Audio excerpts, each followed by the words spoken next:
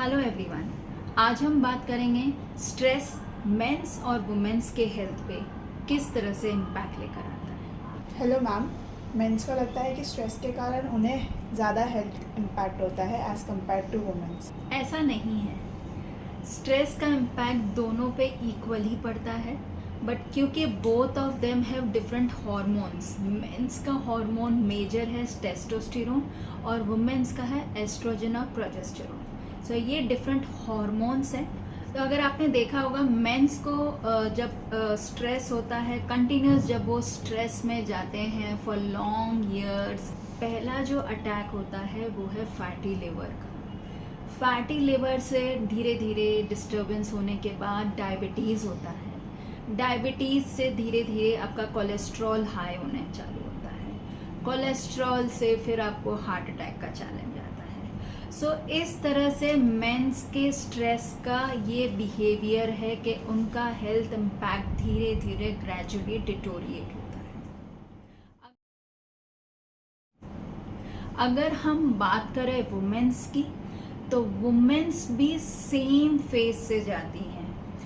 Women's को thyroid challenge होता है। They are more emotional compare to men, which is very natural.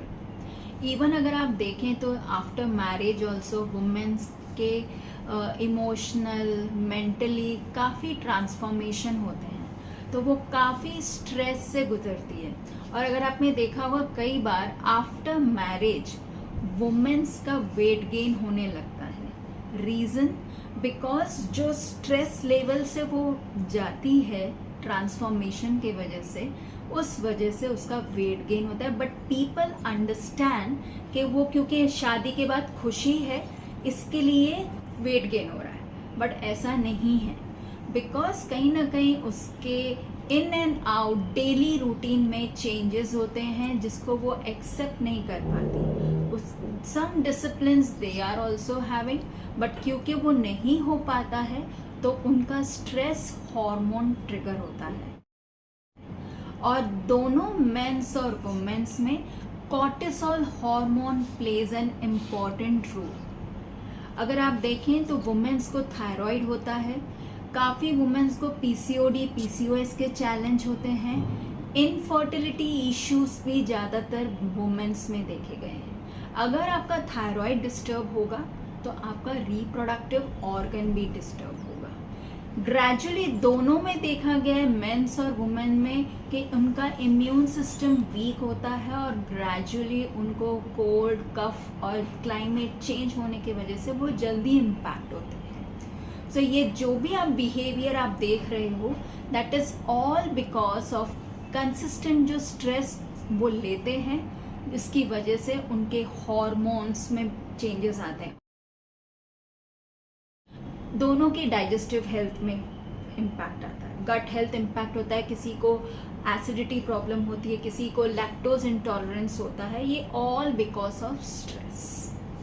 सो हम ये नहीं कह सकते कि सिर्फ only mens are impacted, but mens and womens both are impacted. हाँ, because of estrogen and progesterone in women, उनको हार्ट रिलेटेड इश्यूज देर से डेवलप होते हैं आफ्टर 45 और 50, क्योंकि उस वक्त वो मेनोपॉज फेज में जाते हैं। और जैसे जैसे आपका एस्ट्रोजन लेवल कम होगा, आप देखेंगे आपका लिपिड लेवल हाई होता है। So it is nothing like कि mens are more impacted towards health issue and womens are less impacted. दोनों अपनी अपनी जगह पे इम्पैक्ट होते हैं।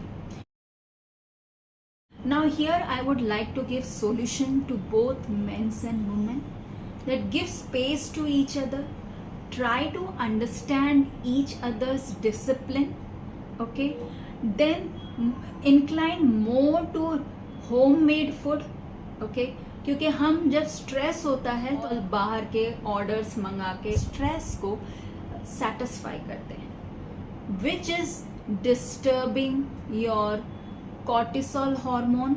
आपका सॉल्ट इनटेक बढ़ता है, जहाँ पे आपका सॉल्ट इनटेक बढ़ेगा gradually water retention take place होगा, ओबेसिटी डेवलप होगी।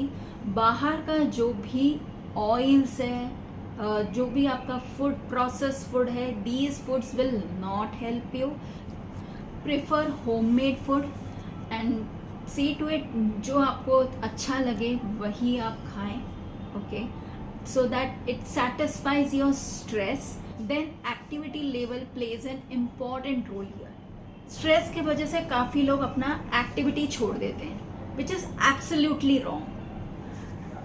एक्टिविटी हम अगर खाना नहीं छोड़ सकते तो हम अपनी एक्टिविटी लेवल हम क्यों छोड़ते हैं? हम सोचते हैं कि बस अब स्ट्रेस है तो हमसे कुछ हो नहीं रहा है. बट आपको आपके ब्रेन को ट्रेन करना पड़ेगा कि आपको एक्टिविटी लेवल भी करना है.